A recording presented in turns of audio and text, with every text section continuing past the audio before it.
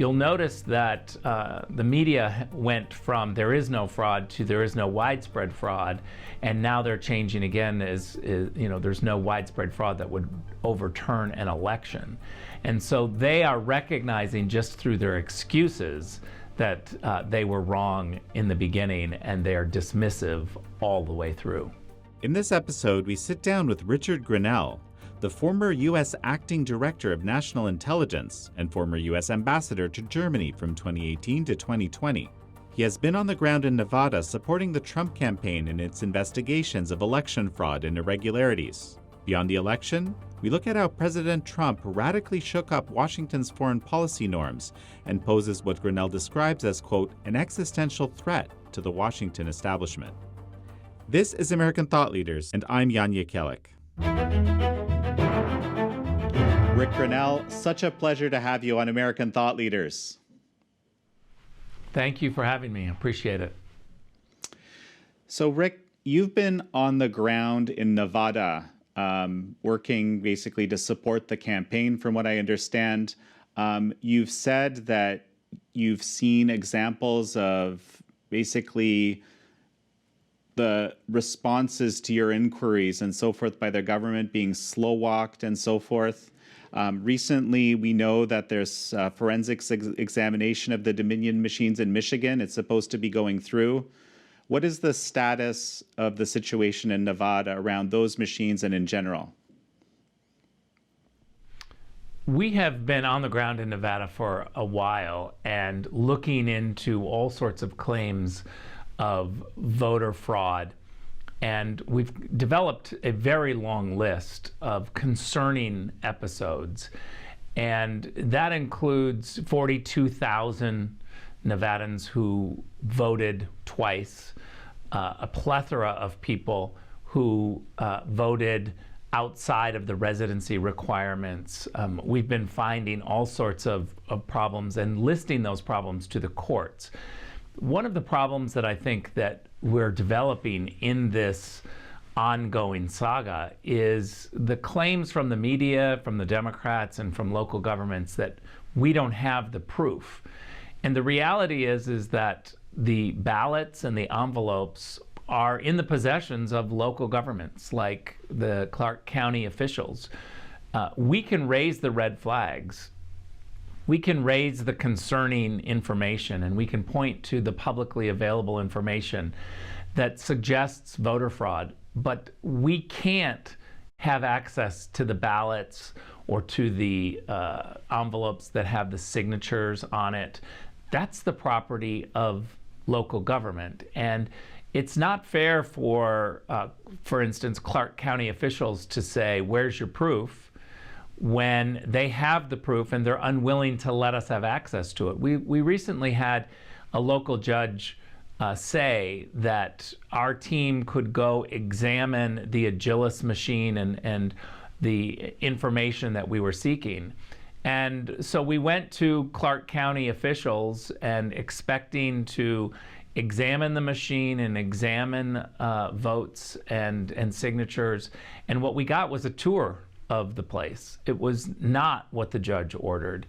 And so once again, we're in this kind of ongoing saga where they keep saying, well, first of all, I'll say that their story keeps changing. First, they said that there was no fraud. Then they said there was no widespread fraud. Now they're saying that you can't prove widespread fraud.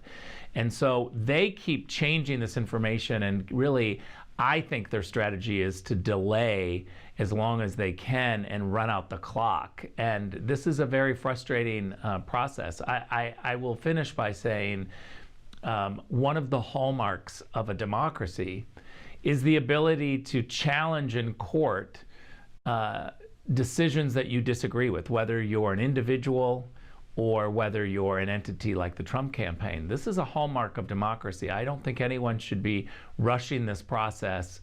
Everyone should be having patience and looking at the information and the charges that we're making. So a number of people have actually voiced these exact concerns, that there's actually not enough time to be able to address these things. There's these, critical dates that are being brandished around: December 8th, December 14th, of course, January 20th. What is the significance of these dates, and is there enough time in your view? Well, there certainly would be enough time if the governments were cooperative. And as the example I just gave, when a judge said that we get to examine the machines in Clark County, and then Clark County doesn't allow us to examine the machines, that just delays. It means we have to go back to the judge. We have to ask for clarification. He needs to get involved more. This is part of the Democrat strategy, is just to delay and run out the clock. It's very frustrating, and it certainly doesn't help the credibility question. We see across this country, people are outraged from this election and they want answers. And when they don't get answers, I think it feeds the credibility problem. So let's talk a little bit about the Georgia runoffs here. President Trump was basically campaigning for the two senators, the Republican senators that are running there. At the same time, you do have a bit of this feeling of despondency from some people, wondering, what does it even make sense to participate when things aren't working in the way that you described? What are your thoughts? Well, first of all, let's be very clear. We have to win as Republicans the Georgia Senate seats. It's very important. It's very important to have one part of the government so that the Biden team or the Democrats cannot see a clear running field to put forward any piece of legislation they want and get it passed. That would be a disaster for the United States. I think most Americans like divided governments. I think they like to have a check and a balance on the system. This is what we need right now, is we need the Senate to be solidly Republican. And that means that we need both of these senators in Georgia, the Republican senators, to win. So I think it has to be exactly the way the president says, which is get out and support these two. It's an election that's coming up very quickly, and it's of incredible importance that we elect both of these Republican senators. At the same time, I think we can also complain about mail-in ballots and the current process that we have in some states, and the complaints that many Republicans are having that it feels like voter fraud is being dismissed. Now, one thing that I do want to point out, to be very clear, states like Ohio and Florida, which President Trump won solidly, they also have mail-in ballots. But there's a difference between what Florida and Ohio, what they do, and what Pennsylvania, Nevada, Wisconsin, Michigan, what those states do. And the difference is that when you want a ballot in Ohio or Florida, you have to request it. So it's like an absentee system where you petition the government, you apply, you go online and you say, I would like to do a mail-in ballot. Here's my name and here's my current address. And there's a check on that before you send the ballot to make sure that that person is legal and registered and is following all of the voting rules. And then they get a ballot. Now, the opposite has been happening in Pennsylvania, Wisconsin, Michigan, and Nevada, where governments like Clark County in Nevada, or in Detroit or in Philadelphia, local governments, were sending out ballots to people on lists that they hadn't checked, and those people had no idea that the ballots were coming. And so that's where we got into a problem where the ballot somehow was put in the mail, somebody filled it out, and then the actual person showed up on election day to vote, and there's a discrepancy. And the people at the election site say, wait a minute, you already voted by mail. And individuals will say, no, I didn't. That only can happen when a government sends out a ballot and someone doesn't know it's coming. So we can't have this current mail-in system where governments are randomly sending out ballots to people who don't know they're coming. It creates chaos. And states like Ohio and Florida don't do that, and that's why there wasn't chaos there. What do you make of, let's say, numerous media basically calling all of these unsupported allegations? Well, first of all, I think we've learned over the last decades that the media bias is real, that every single reporter brings in their own bias into their industry. And I don't think in Washington, D.C., we have journalists anymore. I think we have advocates on both sides, whether they're conservative or liberal.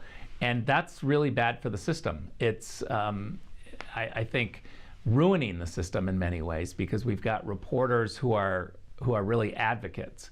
And so I'm not surprised that many of these reporters at the New York Times, the Washington Post, CNN, AP, USA Today, I could go on and on.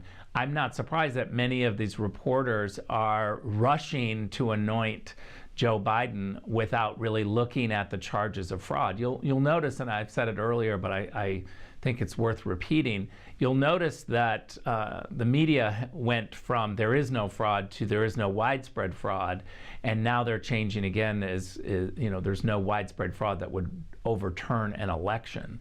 And so they are recognizing just through their excuses that they were wrong in the beginning, and they are dismissive all the way through. So, I mean, what do you think? Is there still some time to make a change? Presumably, this is why you're out in Nevada, I guess. Yeah, of course. I think there is time to make change, and we'll continue doing that. So let's talk a little bit about, you were the DNI for, I think it's 5 months, acting DNI, appointed by President Trump. Recently, we learned that John Durham was actually appointed as a special counsel some time ago. A lot of us weren't aware that this had happened, but he's been acting that way. What is the significance of that appointment, and how do you feel that whole investigation is going from your view right now? Well, I don't have any inside view of how the investigation's going. I know that Mr. Durham is a very serious man, and those who know him know that he is a credible man. And so we're waiting for his report, and I think the tools that Attorney General Barr has recently given Mr. Durham, I think, are good tools that he needed to be able to be protected. And that's the system in Washington, is to try to give the special counsel as many tools as they can and protections, so that they are able to do their job and not be really influenced by the political process. We've got to take politics out of the system in Washington, D.C., and I know that's a big, heavy lift. I'm not sure it will ever happen, but we certainly need to keep pushing. Well, and this is kind of I think, a big question on a lot of the minds of the people, certainly the people that I'm aware of that were Trump voters and so forth. There appears to be a politicization of a lot of the, I guess, structures of U.S. government. This is what people are saying or alleging and so forth. And of course, this is where these concerns come from, all the way back to 2016 with the Crossfire Hurricane investigation, which of course you've talked a lot about. You were in the Plot Against the President film speaking about that, and many things that have happened subsequently. How are you seeing that situation now? I think the reality is that we've got a political system in Washington that is really afraid of transparency. When I was there as the acting DNI, I tried to push transparency as much as possible. We shouldn't be afraid of it. It's not political to be transparent. It's the right thing to do, but it's very rare in Washington. And that's how Washington bureaucrats and agencies get their power, is they try to keep the information and spoon feed it to the American people. And I actually think that the American people deserve to have more information. They're smart enough to look at the information and come to their own conclusions. It's one of the reasons why the Russian collusion investigation went on for so long, even though insiders, many people on the inside knew it was a hoax, knew it was Russian propaganda from the beginning. But you ask yourself, why did it continue to go on? And it continued because political people are able to manipulate the process by not giving out all of the information to the public. They pretend like there's something there. They go on television and they say one thing, and then when they're under oath, they say quite another. And this is how Washington works, is they hold the information close and they spoon feed you. It's time that the American people start demanding more information and transparency. We can't expect Washington, D.C. politicians to just give it to us. I don't think that we can expect Washington reporters to be demanding anymore. We, the American people, have to hold our leaders accountable for those leaders that are not being transparent, that are not pushing the agencies and the bureaucracies to be more transparent. I think we've got to get rid of those people. We've got to have representatives that listen to the people, that don't go to Washington and develop their own system and then play by the Washington rules, because that's how the power in Washington is kept. They like to keep us, the people, in the dark, and we, the people, have to stop allowing them to do it and demand transparency. So, you've been a very, very vocal supporter, I guess, of the president, and people have described you as a Trump ally. And I want to kind of get to a bit of why you chose this path, or if in fact it's correct what I'm saying. Your thoughts? Well, I think the reality is I spent 8 years at the UN, and I watched during the Bush administration some really deep foreign policy failures.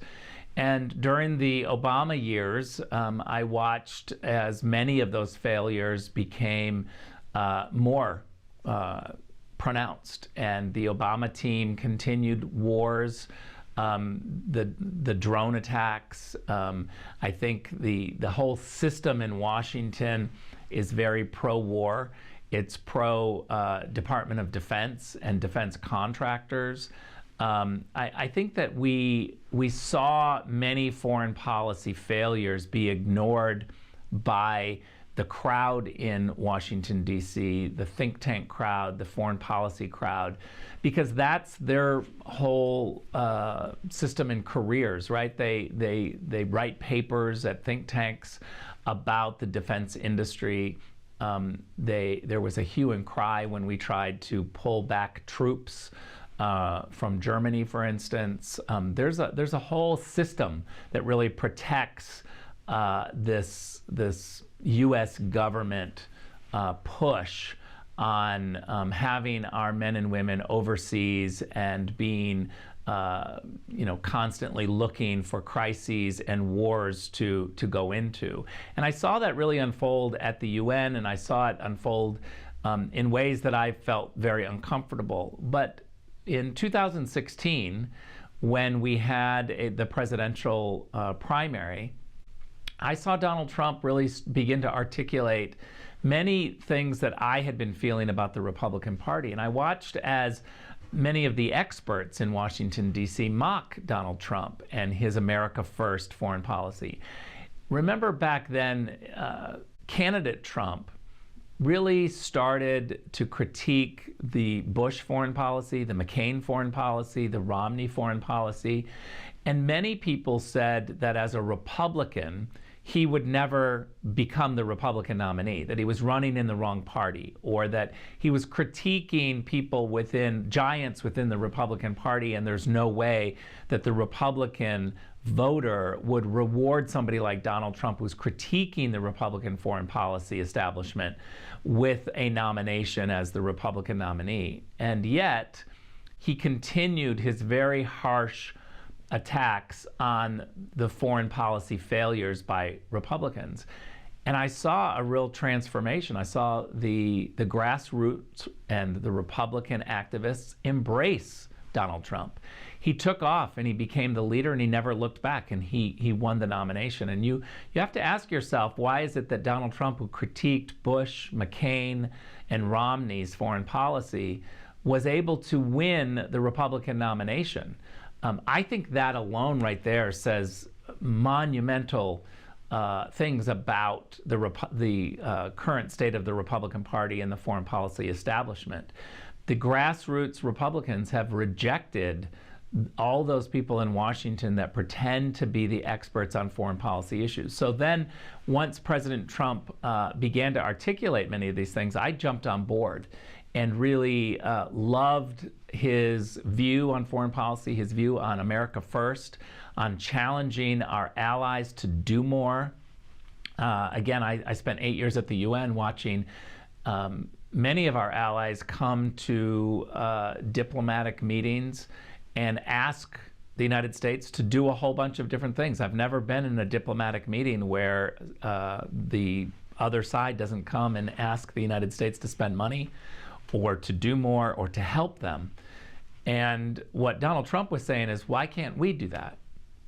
Why can't we put forward what we want and ask others to follow us? Why is it always that we have to be the ones that are being asked to do everything? And I liked that different perspective. And so I began to really help him in the 2016 race. Obviously, candidate Trump, Republican nominee Trump in 2016 became President Trump. And that's when my conversations with the president and others really moved me into becoming U.S. ambassador to Germany and really began to push forward many of those ideas that we had in the campaign and the America First ideology. Well, yeah. So tell me about this. First of all, we almost forget the news cycle has been so quick over these last 4 years. What came of the work you did in Germany, again, from your perspective?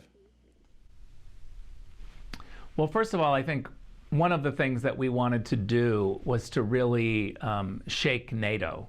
NATO is a very successful organization, but it needs to update and it needs to figure out what are the current crises that it needs to confront. And so the idea that we would give NATO new tools and reform it was really something that I was passionate about. And obviously, being the U.S. ambassador to Germany meant that you were the U.S. ambassador to Europe's largest economy. And that was an important milestone, because to have someone in Germany that believed in America First, that believed that Donald Trump's vision to reform NATO was going to be an important point to constantly push forward, since Germany is the largest economy. Certainly there are other members of NATO that are not paying their fair share, that are not paying the 2014 Wales Pledge to spend 2% of their GDP on their own defense. But yet Germany, as the largest economy, was the one, I think, that was showing the way to kind of ignore the 2014 Wales Pledge and allowing many other NATO members to also not spend the 2%, because they saw the largest economy, Germany, not doing it, so why should they? So in my conversations with President Trump, we wanted to really push the German government to recognize their responsibility as a NATO member and as the largest economy to step up and start paying their fair share to NATO. Germany benefits a lot from NATO, and it certainly benefits a lot from the U.S. troop presence. There's 34,500 troops, U.S. troops in Germany, and yet the Germans weren't paying their fair share of what in 2014 NATO members said that every member should pay. And so that ignoring that demand, I think, was a real problem for American voters and certainly for the Trump administration. We wanted the Germans to care about NATO as much as we did. We wanted the Germans to care about our bilateral relationship and the transatlantic relationship in ways that they would demonstrate how much they care by abiding by the rules that they helped establish, which was the 2014 Wales Pledge. At the same time, I think the frustration grew with the American voters and the American people and the Trump administration because the Germans, while not paying their fair share at NATO, they also were buying gas from Russia in quantities that were troubling. Even the European Parliament said it's too much. You're relying too much on Russia. There's this Nord Stream 2 pipeline that they're trying to open, and the Nord Stream 2 pipeline went too far. Remember, there is a Nord Stream 1, and we are okay with the Germans getting some of their gas from Russia, but the diversification of their energy sources is really key. Germany, as the largest economy, cannot be getting too much of its energy from one country, especially that country being Russia, because you're just put yourself in the position of being blackmailed or having leverage used over against you. And so we joined the European Parliament members who were also saying that they were concerned about Germany's energy policy and their move towards Nord Stream 2. And so I think those two issues combined were really things that President Trump wanted to push our German ally friends on. They shouldn't ignore these two, and yet they were. And lastly, I'll just say, it was very frustrating because the Germans have a surplus, a budget surplus, and the Americans don't. The American people have 23, 24, it's maybe even $25 trillion. We just get so accustomed to our national debt going up that we lose track of the exact number. That doesn't happen in Germany. They know exactly where they are, and it's always a surplus. So, you have a very interesting vantage point here, having, as you said, spent, 8 years working at the UN on behalf of the US. One of the criticisms that has been, made against the America First foreign policy is the withdrawal from multilateral institutions, creating kind of a vacuum where a bad actor like China or the Chinese Communist Party, can kind of step in and take more control. What are your thoughts? Well, certainly, I think being a part of multilateral institutions is a good thing. We have to remember that it's not the be-all, end-all to have every foreign policy issue go through the UN Security Council, for instance, or to say that every issue has to be checked by our European allies first, because what that does is it gives others a veto over U.S. policy. I've written a long piece on this America First foreign policy and really confronted this idea of consensus or multilateral institutions. I think that America First certainly doesn't mean America alone, but it does mean that we have to look for and find allies and multilateral regional groupings that support our policy. I don't think that every time we have a U.S. policy, it should be approved by the UN. But when we do have a good U.S. policy that the UN can support, then we can utilize the UN and work with them. I think regionally and regional cooperation is really going to be the future. Instead of saying that everything has to be checked through the EU, why couldn't we start forming some European members who agree with our policy and work with them to push the policy forward? I just don't think that we have to always say that the U.S. policy has to get vetoed or checked by others before we push forward our policy.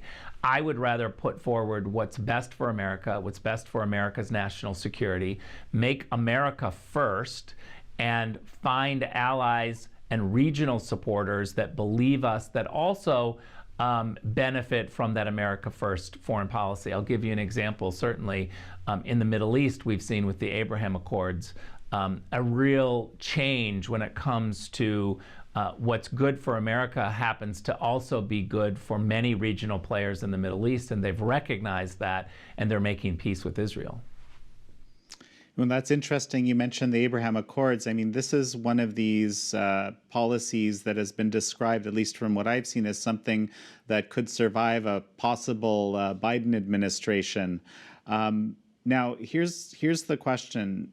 As with many things that have to do with President Trump, there's these very polar perspectives. There's people that have described the America First policy as very successful on the foreign policy side. And there's people who are saying, it's a complete disaster. There have been no accomplishments, just everything downhill. What do you see as the, big successes of the foreign policy? I think there are quite a few. I mean, certainly we have Kosovo, Serbia, which is for 20 years been a political issue that hasn't gone anywhere, and we've struck 4 different deals, including a huge economic normalization package. I think the Abraham Accords are another. I think just look at the NATO issue, for instance. There was a lot of foreign policy experts in Washington, D.C., and transatlantic alliance specialists and experts that immediately criticized President Trump for pushing on NATO budget issues and demanding that our allies start paying what they committed to pay. And there were all sorts of smarty pants in Washington, D.C. saying, this is never going to work, you're going to break NATO. And yet, if you would step back and look at the facts, you would see that NATO members, for the first time, stepped up and are paying a lot more than they originally did. Now, it was messy because we were demanding that they pay, or we were turning the argument around to say, you are undercutting NATO if you're not paying. And that kind of upsetting of the apple cart was something that the Washington establishment hated, and messaged for a good 18 months that we, the Trump administration, were ruining NATO. I think that there's an argument to say now that NATO is stronger. It's gotten more money than it ever has. And that is to the credit of Donald Trump and pushing our allies to do more. Now, if we would have gone with the Washington way, we would have continued asking the NATO allies to pay more in a very quiet and what I would describe as an ineffective way. And that's the way of the Obama administration, of the Bush administration, of the Clinton administration. There's been a long list of presidential administrations who have asked NATO allies to pay more, only to find that the NATO members themselves have ignored the United States because it just didn't seem like it was a priority. But then when the Trump administration came in and made it a priority and talked about it in very stark terms and pushed our NATO allies, what did we see the Washington crowd immediately say? You're too mean. I can't believe that you're being this mean to our allies. The whole, transatlantic alliance is over, and yet NATO is stronger because of Donald Trump's tactics. So, talking about foreign policy, one of the pretty stark shifts in terms of approach has been the U.S. approach to the Chinese Communist Party and China in general. And you've kind of watched this transformation. I would love to hear, basically it from your vantage point in the administration. Look, I think that we've watched as China has played the United States and the Western world for a very long time. And we've never really had a president that was willing to call them out on it. If you go back and you go 20 plus years to when we asked the Chinese to join the WTO, or we allowed the Chinese to join the WTO, we did that because we thought engagement would work. If we engaged more with the Chinese Communist Party, that somehow they would move towards greater human rights or greater sensitivity to the rule of law, maybe move towards capitalism. We had a whole bunch of idealistic ideas of why we were engaging with them. And this is not to criticize engagement all of the time, because I think engagement can work. The United States and the Trump administration engaging with North Korea, for instance, is worth a try. And yet, in the example of China and the WTO, I think engagement hasn't worked. And it's taken us way too long to be honest about the fact that engagement with China has made things worse. We see how they're aggressive on 5G technology and how they have backdoor processes to grab information and are really abusing the relationship that they are forming around the world to provide 5G. We see this with facial recognition, the Face++ and other Chinese applications and technology companies that really take a technology and allow abuse to it. And we see it with TikTok, right? We see this this app that is supposed to be for entertainment, and it gets into the hands of American kids and teenagers, and then suddenly we find that the information that's being collected is going straight to the Communist Party of China. These are the problems of China that have been ignored for too long, and I think you can't talk about all of these Communist Party secret strategies without also talking about COVID-19. I was the acting director of national intelligence when all of the 17 U.S. intelligence agencies came together and agreed on a statement on COVID-19. And that statement, which I don't think has gotten enough media attention, that statement was very clear. It said that China was responsible for COVID-19 and that it started in either a animal to human transmission or the Wuhan labs.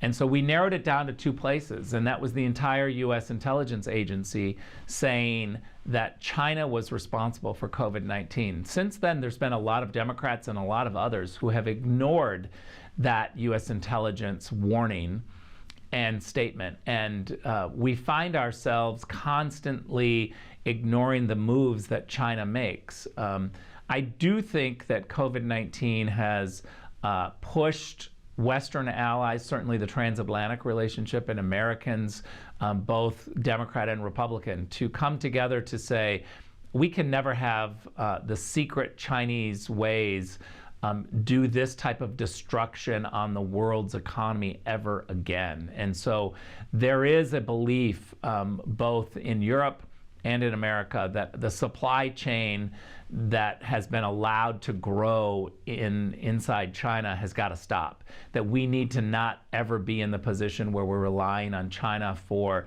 fundamental parts of the supply chain. I think that goes also into the Chinese technology that we're seeing, the ones that I've listed. We've got to get much more aggressive and be more honest about what the Chinese are doing. I saw it at the UN. I saw that the Chinese are, a veto-bearing member of the UN Security Council, a permanent member, but they also organize with the G77 as a developing country. They like to play both sides. They like to pretend like they're powerful and take advantage of the developing nation policies. And so we've got to start calling the Chinese out and recognizing that they have a system that is not beneficial to Americans, certainly not beneficial to transparency and democracy and the rule of law and capitalism, all of the things that the West believes in. And so we've got to start being much more aggressive and pushing back on their ways. Otherwise, we're going to find ourselves in another situation where they're taking over technology and grabbing intelligence and data for their own purposes, or wreaking havoc on the world's economy through another virus. What would you say, in your mind, was the most significant action you were able to take during that time period when you were the acting DNI? I would say transparency and the move towards challenging the system and the bureaucrats to think differently about overclassification. There's ways in Washington that the system just classifies all of the information as top secret and classifies it away, and it never gets released to the public. And I think that we're getting to the point where the public doesn't have faith in many of the intelligence institutions, especially when we see the things like the Russian collusion hoax and the entire process where politicians said one thing on camera and another thing under oath. And so we have to push the bureaucracies to really say only classify information that is about a source or a method. And if it somehow gets classified because you're trying to protect the reputation of the agency, then I think you're doing a disservice to the American taxpayer. So what I tried to do is really push this idea of transparency and combat the overclassification problem in Washington through the intelligence agencies. there are a lot of voices out there again that are extremely opposed to President Trump and the whole Trump or America First agenda. Even some voices, especially when you look in social media, that are expressing, vindictiveness against the people that support this. Are you concerned about this for yourself or for the president, others? What are your thoughts here? Look, I think politics has always been a rough sport. And what we try to do from the outside is really change Washington and the rules of Washington. The rules of Washington are really unique unto themselves. It includes the Speaker of the House being able to travel to San Francisco, break every possible rule about COVID-19, and ask a small business owner to open up the salon and have her hair done.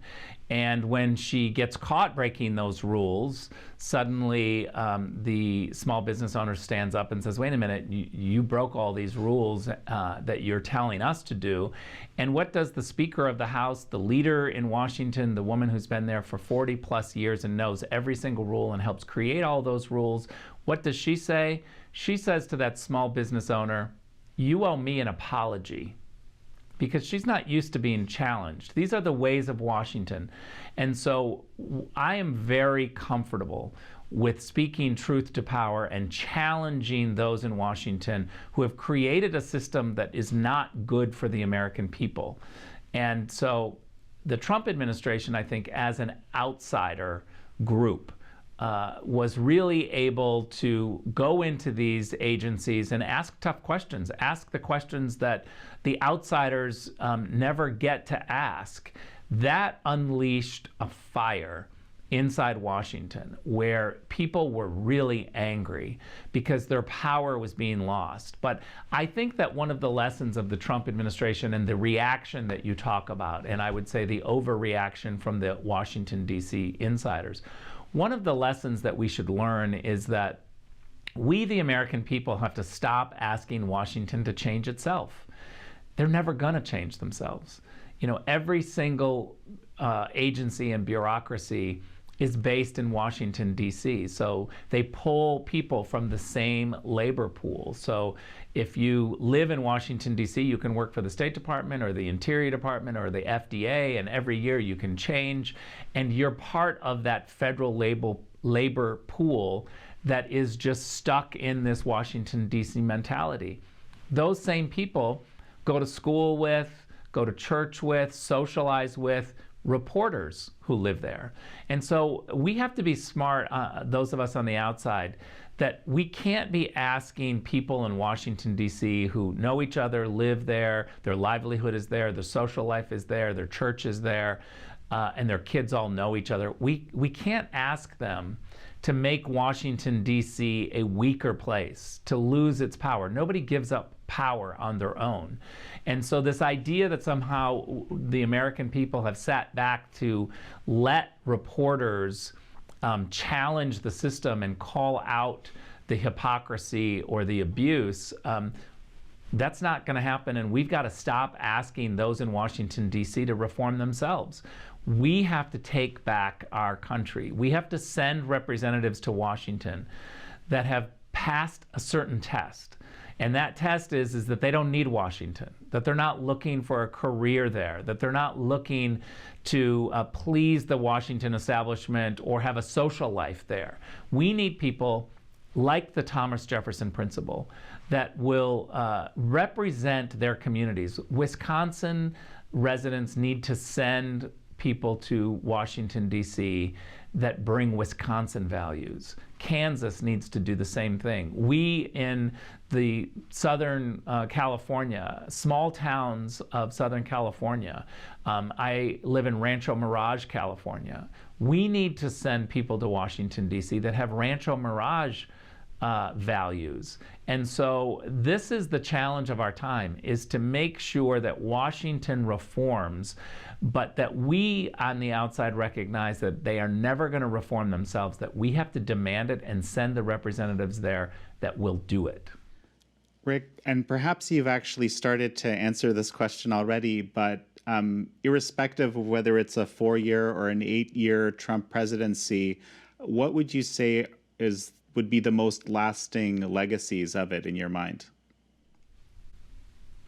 I think the all-encompassing great legacy of the Trump administration and President Trump is to bring that outsider perspective to Washington, to begin the reform and the questioning and the change that really needed to happen.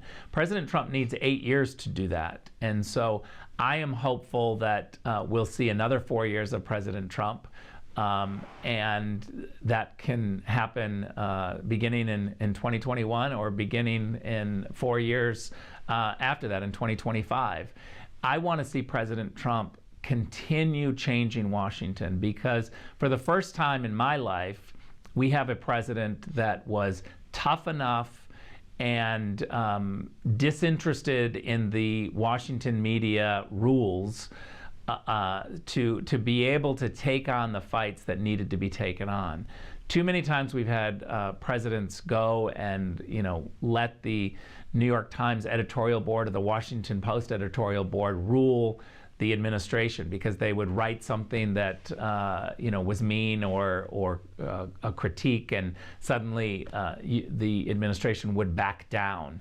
I think that what President Trump has delivered is a real outside mentality. He did exactly what he said he was going to do, and he is somebody who should be rewarded for being the outsider.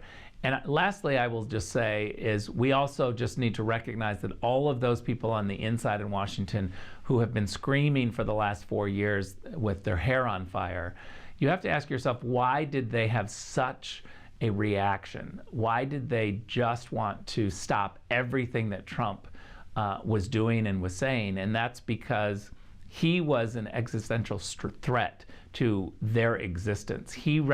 President Trump recognized that if you would ignore the bureaucrats and let the people determine the policy, that the power in Washington, D.C. fades away. Rick Grenell, such a pleasure to have you on. Thanks for having me.